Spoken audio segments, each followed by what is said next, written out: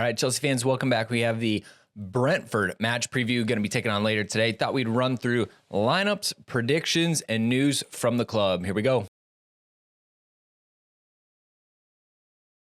All right, kicking it off, we have Brentford obviously in the Premier League midweek as the matches come thick and fast. We're going to be over at the G-Tech Community Stadium in Brentford, which is in West London. If you're not familiar, it's like a little over 6 miles away from Chelsea. They are probably second closest to Chelsea, Fulham being very much the neighbors of the club.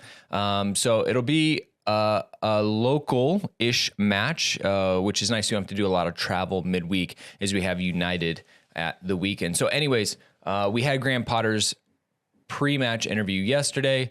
We heard that there were no new injuries, right? So N'Golo Kante, Reece James, Fofana, all still out. But it sounds like Ziyech has returned to the squad after his sickness. So nice that Potter has quite a few players to pull from. But as always, we got to do a little screen share, right? We got to walk through a couple things and see what we have going on. So first up, as I arrange my windows here, we have the ChelseaFC.com website. They've got some facts at your fingertips as we head into Brentford. Essentially, head-to-head, we got our heavies defeat last season. They won 4-1 at Stamford Bridge in April. It was miserable. I think that was a huge inflection point for a lot of fans. Other than that, though, we've won our last 2 league away matches against them, which is good because we're playing them away.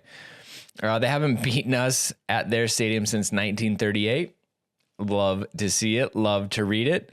And then having won all 3 of his Premier League games, Graham Potter's looking to be the 5th Chelsea manager to win his first 4 in the competition after Jose Mourinho, Gus Hiddink, Carlo Ancelotti, and Maurizio Sarri, which to me, I feel like is pretty doable, right? Brentford are very much a beatable team for Chelsea. Obviously, Kepa's in really good form, and the Blues have won 9 of our last 10 away Premier League London derbies. Last time we lost, which I think a lot of us will remember, was West Ham last December. 7 clean sheets in this run, conceding 5 goals, which is a great statistic. 11 players have scored a Premier League goal for the Blues in our 9 games this season, more than any other club. We know that we are spreading the wealth around. 3 from Sterling, 2 from Havertz, 2 from Mount, 1 from Aubameyang, Broya, Chilwell, Gallagher, Reece James, Jorginho, Penn, Koulibaly, loved it against Tottenham, and Pulisic, all as well. And then Brentford, look, their number 1 player is Ivan Toney, right? He's got more Premier League goals in 2022. Hate calendar year stats, but he has 8 goals, 2 assists on the season. He is their number 1 threat by a mile, which we will talk on. Anyways, one exciting thing that dropped today was this Broya interview reveals that Potter gave him advice, thanks his family and Chelsea fans for the support after his goal. You know, I get the media team, right? The comms team, they don't have anything to do with choosing lineups and things like that. I do wonder why it's such a good time to drop in some Broya love against a Brentford team. He did just sign his new 6-year contract at the beginning of September, which you love to see. And he just said, you know, talking about Potter and how he's managed them, he said he's spoken to all the players individually and gotten to know us, seeing how we think about things and seeing how the person is, their background. He said to me, the more I could keep working hard in training, learning from the other players, the more opportunities I would get. He tries to keep you ambitious and hungry. Are we going to see Broya from the start today? I've got a lineup. I've got a prediction. I think there could be worse teams to start Broya against. I think that there's a lot of maybe reasons that things might have aligned, so we should look into it a little bit. As you head over to the Premier League site, it is match week 12, midweek match. I think only Arsenal are off and someone else. You guys will know. But anyways, all but I think 2 teams are playing this weekend. You know, as we look at some of the head-to-head stuff, you know, again, the fact that we've only played twice, we have, you know, 1 win, 1 loss, not great, and that's at their stadium. You know, last season we split the games, we each won away, which is a bit weird. From a form guide, Brentford, they're very mixed bag, right? Up and down. Beating Leeds 5-2 is a big result. Losing to Arsenal 3-0 is not a good result, but they are top of the table. Drawing Bournemouth is becoming less of a bad result. Getting pumped by Newcastle, not great. Not good at all. Just beat Brighton 2-0, which is a bit of an interesting result, I would say. The middle of the table is very scrappy. Chelsea, on the other hand, winning 4 of the last 5. Graham Potter effect. So we have to take that into consideration that Brentford can be pesky. They've got some good results. They are in 9th place in the top half of the table, and they've won 3, drawn 4, lost 3. Chelsea have won 6, drawn 1, lost 2. But there's a lot of similarities against the team. So if you look at average goals per match, as you can see, and the conceded, Brentford essentially giving one up and scoring one every single match. On Chelsea's side, we're starting to create some separation. We used to be around 1.6. That is climbing closer and closer to 2 goals per match. And our goals conceded is going down. What do we say? We have 4 shutouts in the last 5 games or something like that. I think the last time we conceded was against Crystal Palace, if you include the Champions League matches, which is a great run defensively. The goals, again, Ivan Toney by far and away, their number 1 goal scorer, which we'll touch on as well. And as we look kind of at the Brentford team, because again, I'm at FB Ref, love FB Ref, huge plug to them. As we kind of look at, I wanted to look at formation and kind of results here from them, right? So they start off a little bit slow, but they're playing almost every single match a back 4. So I predicted they're going to be a back 4, which is why I did my formation the way I did. 0.5, 1.8, 2.8, 2.4. They've had some big XG days, but most of the time they're right around 1 if you take kind of their average and their mean. So I'm like, okay, that makes sense. It's good to me. They're in a 4-3-3, but it's really like a 4-5-1 with Ivan Toney. And so thinking through some of those things may help me with my lineup. When you look at the just players themselves, right? Oh, sorry, I got to go back up. I pulled it by non-penalty expected goals plus expected assists, which is really like who is their biggest threat. So Ivan Toney, obviously, he has 8 goals, 2 assists, and out of his 8 goals, 3 have been from the penalty spot, which is almost half, right? That's a sizable amount, right? 40% of his goals roughly are coming from the penalty spot. Either way, his XG so far is big, right? If I guess I should do the NPXG plus assists per 90, 0.59. So like every other game he's scoring or assisting. I'm sorry, that's not even Ivan Toney. At 0.5. Where we need to get is in Ivan Toney. We need to body him. We need to be physical. We need to let him not have time on the ball. But he is a tough English striker, and he's not going to easily be bullied and bodied. It's going to come down to the defense to really make sure that they can handle him and take care of what they've got going. As you look at the overall XG in the Premier League table, Brentford are still up there, right? They're still well above halfway point of the table. They're actually above us in XG created this season. We're at 12.1. They're at 14.3. There are some things that they are doing well. What they aren't doing well is definitely they're conceding. They're conceding, quite a few goals. They're +1. They're +5. The fact that they've scored 18 and they've allowed 17 is not great.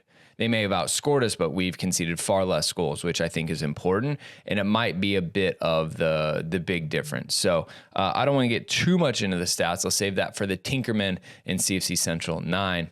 But the last thing I did want to point ahead is we play on Wednesday, and very quickly we have to turn out and play United at the weekend. Look, United, no matter what you want to say, and the banter is fair. They are Bants FC, right? United are right behind us in the table, and we have to respect them enough to say that they're a better opponent than Brentford right now. And so I think that he might hold some players to get ready for that United match, as we know we have Champions League right after that. So again, minutes are coming in flying. We have to be able to rotate. So I think a lot of you might look at my squad and say, what in the heck are you doing? I'm trying to balance minutes, knowing that you could bring on a lot of our top players as subs and impact the game as well. Again, 5 subs gives a lot of flexibility. So without further delay, here is my lineup. I've got us in a 4-2-3-1. I don't know why he's in the way there. I wish his card, there we go, much smaller. I've got us in a 4-2-3-1, right? Because I think that if I looked at, go back. If I look at what we did against Wolves as a 4-2-3-1, if I go back against Crystal Palace with Graham Potter as a 4-2-3-1, to me, I feel like he's using this against, and I'll say it, smaller teams. I know with Villa we did a 3-4-3, but that didn't work and we had to change it. So I think he's going to go with a 4-2-3-1. Look, the big one, I got Broya up top, right? That's my man. I got Broya up top. I think he's going to get the start. He's going to get the chance. And again, we should be able to win with Broya up top against Brentford. I think it's proven that he can put in a shift. So let's see it. I do have Pulisic and Havertz in behind him. I think they are highly mobile. I think they're going to pull the Brentford defense apart. They're going to create spaces. The way the passing has been far more vertical under Graham Potter, I think if you can get it to those two in between the midfield and the defensive lines, they're going to be able to cause a lot of problems for this team. I've got Mount floating as a number 10 in behind. Again, managing his minutes. Is it going to be him? I think so. I don't expect to see Ziyech.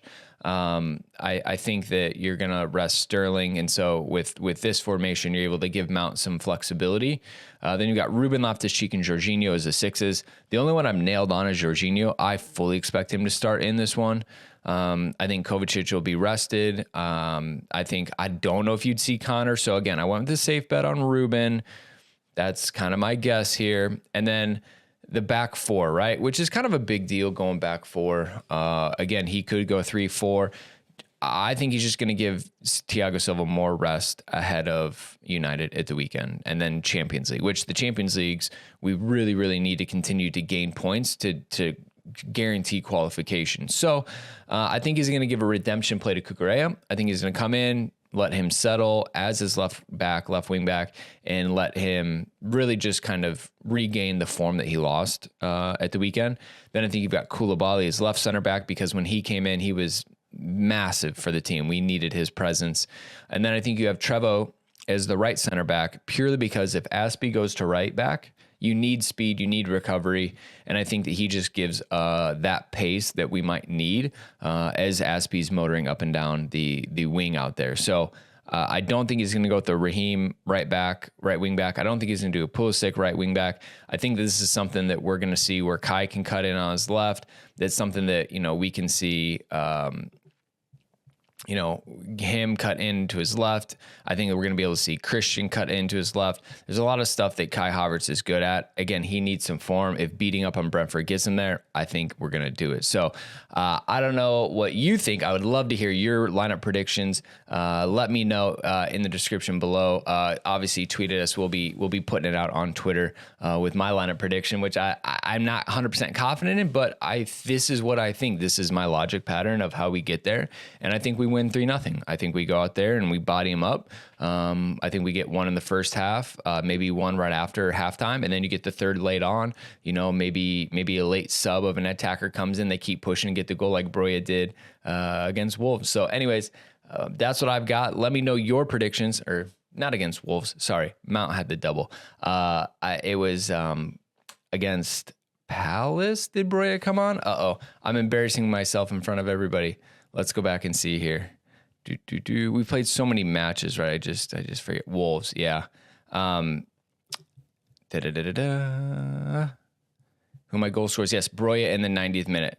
Anyways, I'm back. We got to figure it out. It was against Wolves. I think you could see that again from this team. But put your predictions in. We're going to be tweeting all match. We'll try to do spaces at halftime. But again, it's match day. We are back more for Chelsea. Need the 3 points. The way the table stands, it is really important that we continue to climb that table. We continue to make ourselves known amongst the top three. With a game at hand, this would put us 1 point behind Tottenham, who are playing United, so that you could see them easily dropping points and Chelsea gaining ground. So anyways, I'm out. Have a great day, Chelsea fans. Match day. Hope you can find a way to watch it in the middle of your workday for you American fans and international fans that are not getting to watch it in the evening. So anyways, subscribe, leave a comment. We appreciate you. Have a great day. Talk soon.